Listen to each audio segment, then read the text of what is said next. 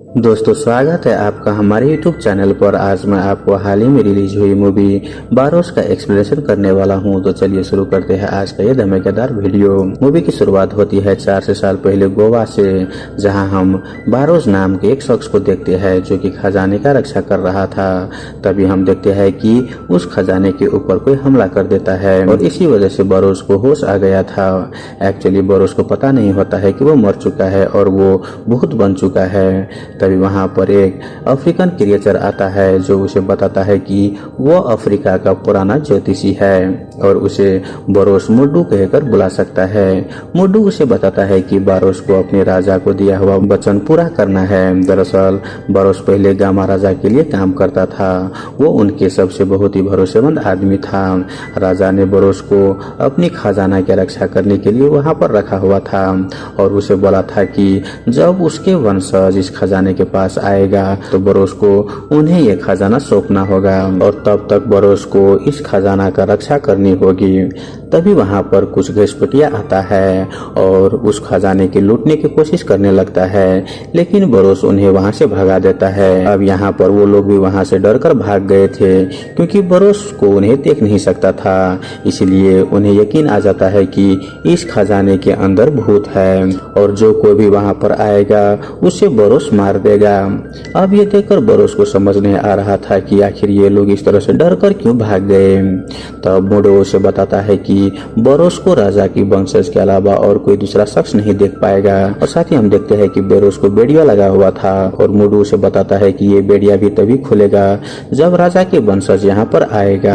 अब इसके बाद हम कहानी प्रेजेंट में देखते हैं जहाँ पर हम एक ईसा नाम की एक लड़की को देखते हैं जिसे स्कूल ने सस्पेंड कर दिया होता है क्योंकि ईसा स्कूल में काफी ज्यादा डिसिप्लिनलेस थी और वो बच्चों की बहुत ही परेशान कर रही थी, जिस वजह से स्कूल ने उसे सस्पेंड कर निकाल दिया था।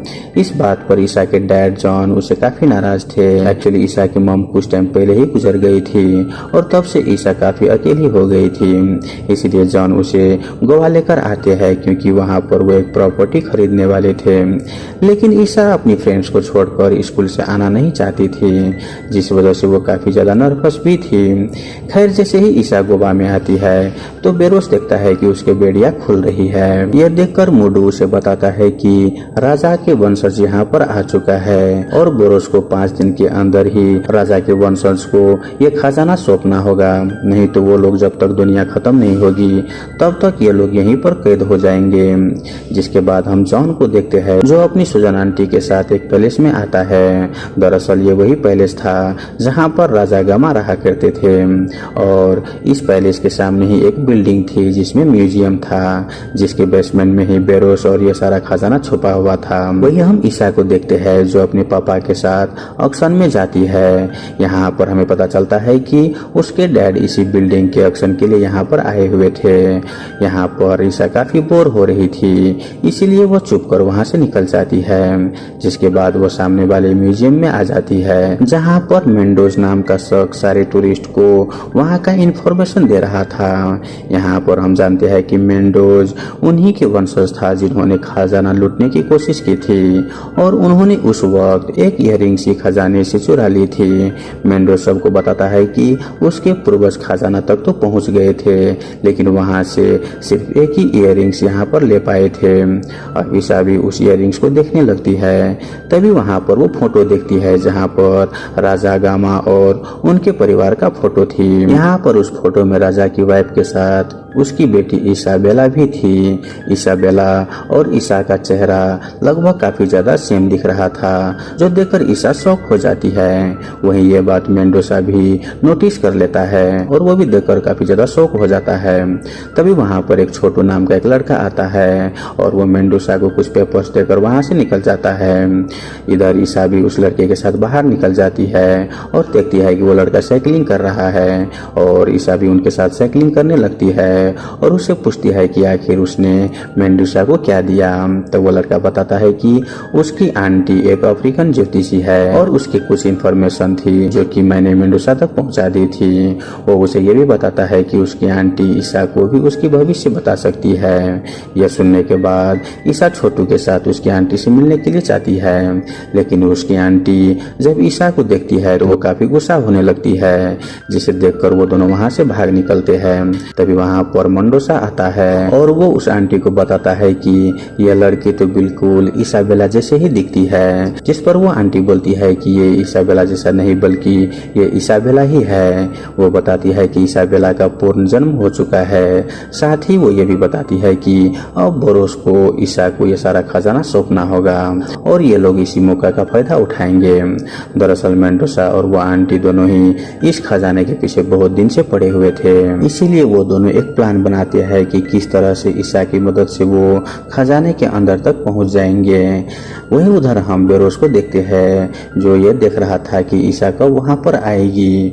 तभी उसके आंख से आंसू निकल जाता है जो कि ईसा के पास चला जाता है और हम देखते हैं कि ईसा उस आंसू के साथ उस खजाने के पास चली आती है। ईसा बेसमेंट में आती है और ईसा के आते ही खजाने के दरवाजा खुलने लगते हैं। जाहिर सी बात है कि वो दरवाजा राजा के वंशज से ही खुलने वाला था और ईसा उसी के वंशज थे। अब ईसा अंदर आती है, वो बेरोस को देखकर वहां से भाग जाती है क्योंकि ईसा बेरोस को देख सकती थी और इसीलिए वो उसे देखकर डरकर भाग गई। अब यहाँ पर ईसा के आने के बाद बेरोस को भी अपने पुरानी लाइफ के बारे में सब कुछ याद आ जाता है। साथ ही खजाने के दरवाजे भी खुल गए थे, इसीलिए बेरोस अब बाहर आ जा सकता था। यहाँ पर बेरोस को ईसा के पास जाकर उसको यह खजाना सौंपना था, लेकिन बेरोस काफी ज्यादा उदास था क्योंकि अगर वो बाहर गया तो भी यहाँ सब पहले की जैसा नहीं था, नहीं राजा, नहीं रानी और नहीं इसाबेल और उसके राज्य। इसीलिए बेरोस बाहर काफी उदास होकर घूमने लगता है। अब नेक्स्ट डे को हम ईसा को देखते हैं जो अपने पापा के साथ ऑक्शन में आई हुई थी। यहाँ पर मिनिस्टर भी आए थे। वही वहाँ पर हम बेरोस को भी देखते हैं जो भी वहाँ पर घूम रहा था और ये सब ईसा देख रही थी। बेरोस जाकर गलती से मिनिस्टर का चेयर खींच देता है जिसकी वजह से मिनिस्टर नीचे गिर जाता है। वहीं ईसा ये सब करते हुए सब कुछ देख लेती है। वो बेरोस की पीछा करने लगती है। वही हम देखते हैं कि सभी लोग ईसा के पीछे पीछे जाने लगते हैं। ईसा उन सबको बता रहा होती है कि देखो ये यहाँ पर है, लेकिन किसी को भी बेरोस ही दिख रहा था, जिसकी वजह से कोई भी ईसा की बातों पर भरोसा नहीं करते। इसीलिए वहाँ पर ईसा के डैड उसे बहुत ही ज्यादा डांटता है, जिसके कारण ईसा काफी ज्यादा गुस्सा हो जाती है और वो मायूस होकर एक जगह पर बैठ जाती है। तभी वहाँ पर वो देखती है कि पानी में बेरोस खड़ा हुआ था। वो ईसा से कहता है कि अगर वो उसके पास आएगी तो वो उसे सब कुछ बता देगा। यह सुनने के बाद ईसा भी आगे बढ़ने लगती है और उसे ध्यान ही नहीं रहता कि वो पानी में चल रही थी। खैर वो बेरोस के पास आती है और उसे पूछती है कि आखिर ये सब क्यों कर रहे हो, क्या वो उसे ही क्यों दिखाई देता है, बाकी सबको क्यों नहीं। तो बेरोस उसे पानी में गिरा देता है, जिसके बाद ईसा पानी में गिरते ही उसे अपनी पिछली लाइफ के बारे में सब कुछ याद आने लगता है और हम देखते हैं कि ईसा पिछले जन्म में राजा गामा की बेटी थी जिसका नाम था इसाबेला और उसकी माँ का नाम था तेरेसा। वहाँ पर राजा गामा के लिए बेरोस काम करता था और वो उनका सबसे ज्यादा वफादार था। बेरोस को इसाबेल से काफी प्यार था और वो हमेशा उसके साथ ही रहता था। साथ ही इसाबेला भी उसे बहुत ही प्यार करती थी। उसके लिए बेरोस उसके पिता के समान था, लेकिन एक दिन उसके राज्य पर दूसरे राज्य ने हमला कर दिया और इस हमले में उसके फादर जख्मी हो गए। तभी यहाँ पर कहानी प्रेजेंट में आ जाता है जहाँ पर ईसा को पता चल गया था कि वो राजा गामा का वंशज है। अब बेरोस उसे बोलता है कि उसे जल्दी से खजाना उसके पास से लेना होगा, नहीं तो बेरोस हमेशा के लिए वहीं पर कैद हो जाएगा। जिस पर ईसा बोलती है कि मैं अभी इसके लिए तैयार नहीं हूँ। वहीं बेरोस भी उसके सिचुएशन समझते हुए मान जाता है, जिसके बाद वो ईसा से बोलता है कि तुम गीत क्यों नहीं गाते। यहाँ पर हम जानते हैं कि इसाबेला पहले बहुत ही अच्छे गीत गाया करती थी। वहीं ये सुनने के बाद ईसा वहाँ पर गीत गाने लगती है, जिसे देखकर उसके फादर बहुत ही ज्यादा खुश हो जाता है, लेकिन ईसा उनसे ठीक से बातें नहीं करती। ये देख बेरोस उसे समझाता है कि उसे अपने पापा के साथ ठीक से बिहेव करना चाहिए। जिसके बाद ईसा अपने फादर के पास जाकर बात करने लगती है और उनसे रिक्वेस्ट करती है कि वो इस म्यूजियम को खरीद ले, लेकिन उसे तोड़कर यहाँ पर कैसीनो ना बनाए बनाए। वो कहती है कि यहाँ पर उसकी मॉम और उसके सारे परिवार पहले यहीं पर रहा करते थे, इसलिए वो चाहती है कि उसके फादर इस म्यूजियम को खरीद ले और उसे ऐसा ही रखे जैसे पहले था। वहीं दूसरी ओर हम छोटू की आंटी को देखते हैं जो कि ब्लैक मैजिक कर रही थी। वो अपने ब्लैक मैजिक से एक बुरी आत्मा को बनाती है। वो आत्मा बिल्कुल राजा गामा के जैसे ही था। यहाँ पर हम जानते हैं कि मोंडोसा और उस आंटी ने मिलकर एक प्लान बनाया हुआ होता है कि वो राजा गामा जैसे दिखने वाली एक आत्मा बनाएगी और ईसा की मदद से उसे बेसमेंट में भेज देगा और वो दोनों मिलकर सारा खजाना को लूट लेगा। वहीं यहाँ पर हम देखते हैं कि वो लोग ईसा को हिप्नोटाइज करते हुए ईसा को उस बेसमेंट में ले जाने लगती है। अब जैसे ही ईसा वहाँ पर आती है तब सारा दरवाजा खुलने लगता है क्योंकि ईसा उसी की वंशज थी और इस तरह से वो आत्मा भी उस रूम के अंदर घुस जाता है। तभी हम बोरोस को देखते हैं जिसे मोडू बताता है कि उनके ऊपर कुछ मुसीबत आने वाला है। यह सुनते ही बोरोस अंदर जाता है और एक रूम में कुछ देवताओं को जगाकर उस रूम को लॉक करने की कोशिश करने लगता है, लेकिन आंटी के ब्लैक मैजिक की वजह से वो रूम लॉक हो चुका था। और तो और बोरोस को एक अंदर में लॉक कर देता है।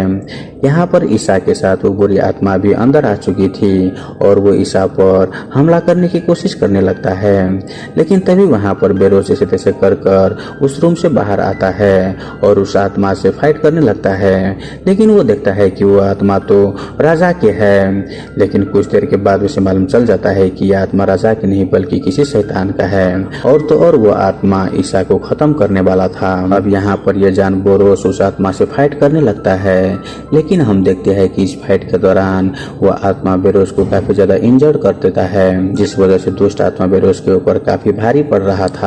तभी ईसा को याद आता है कि बेरोस ने उसे एक बार कहा था कि वहाँ पर एक विभूति है जिससे दुष्ट आत्मा खत्म हो जाती है। वही यहाँ पर ईसा जल्दी से विभूति लाकर उसे उड़ा देती है, जिस वजह से वो आत्मा खत्म हो जाता है। अब यहाँ पर हम देखते हैं कि बोरोस काफी ज्यादा कमजोर हो गया था, इसीलिए वो ईसा से बोलता है कि अब तो ये खजाना को एक्सेप्ट कर ले, लेकिन ईसा बोलती है कि अभी नहीं, बहुत ही जल्द मैं इसे एक्सेप्ट कर लूंगी। अब यहाँ पर ईसा को अपनी पिछली लाइफ के बारे में मालूम चलता है और हम देखते हैं कि जब उनके राज्य पर हमला हुआ था तब उसके पिता राजा गामा बहुत ही इंजर्ड हो चुका था। तब राजा गामा को पता चलता है कि उनके ऊपर बहुत ही बड़ा हमला होने वाला है, इसीलिए उनके मंत्रिमंडल राजा गामा से बोला कि आपको अपने खजाना को सुरक्षित करना होगा ताकि आगे उनके वंशज को यह खजाना काम आ सके। जिसके बाद राजा ने यह सारा खजाना बेसमेंट में रख दिया, लेकिन अगर कोई हमला करता तो उसे आसानी से यह खजाना मिल सकता था, जिसके लिए राजा तांत्रिक बुलाता है। वही तांत्रिक राजा को बोलता है कि उन्हें किसी रक्षक के तौर पर यहाँ पर रखना होगा। तब राजा ने बेरोस को चूज किया, जो सुनने पर तेरेसा काफी ज्यादा गुस्सा हो गई और वो इसके खिलाफ हो गई, क्योंकि राजा और उनके मंत्रिमंडल का कहना था कि वो लोग बेरोस को कुछ पूजा करेंगे और उसके बाद उसे मार देंगे ताकि बेरोस की आत्मा उस खजाना को रक्षा करे। लेकिन तेरेसा बोलती है कि इसाबेला बेरोस से बहुत ही प्यार करती है और बेरोस उनका सबसे ज्यादा वफादार है, इसीलिए उन्होंने बेरोस को इस तरह से खत्म नहीं करना चाहिए। लेकिन राजा बोलता है कि उन्हें बेरोस से ज्यादा वफादार कहीं पर भी नहीं मिलेगा, इसीलिए वो बेरोस को चूज करता है। यहाँ पर बेरोस भी इस बात के लिए मान जाता है, जिसके बाद बेरोस के ऊपर कुछ तांत्रिक विधि करता है और राजा खुद बेरोस को मार देता है और इसी तरह से बेरोस उस खाने में कैद हो जाता है। अब यह सब जानने के बाद ईसा समझ जाती है कि बेरोस के साथ बहुत ही गलत हुआ था और वो डिसाइड करती है कि जो बेरोस 4 से सालों से इस खजाने के लिए यहाँ पर कैद है अब वो उसे आजाद कर देगी, इसीलिए वो उस खजाना को एक्सेप्ट कर लेती है। और हम देखते हैं कि जैसे ही खजाना की चाबी राजा के वंशज के पास जाता है तो आंटी के वहाँ पर आग लग जाता है और इस तरह से वो वहाँ पर खत्म हो जाती है।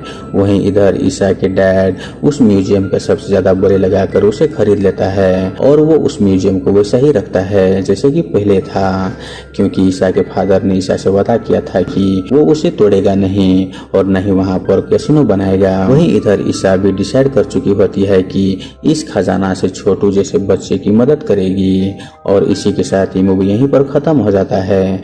तो दोस्तों आई होप आपको ये मूवी एक्सप्रेशन वाला वीडियो अच्छा लगा हुआ हो। अगर आपको वीडियो अच्छा लगे तो वीडियो को लाइक करके हमारे यूट्यूब चैनल को सब्सक्राइब जरूर कर लीजिए। धन्यवाद।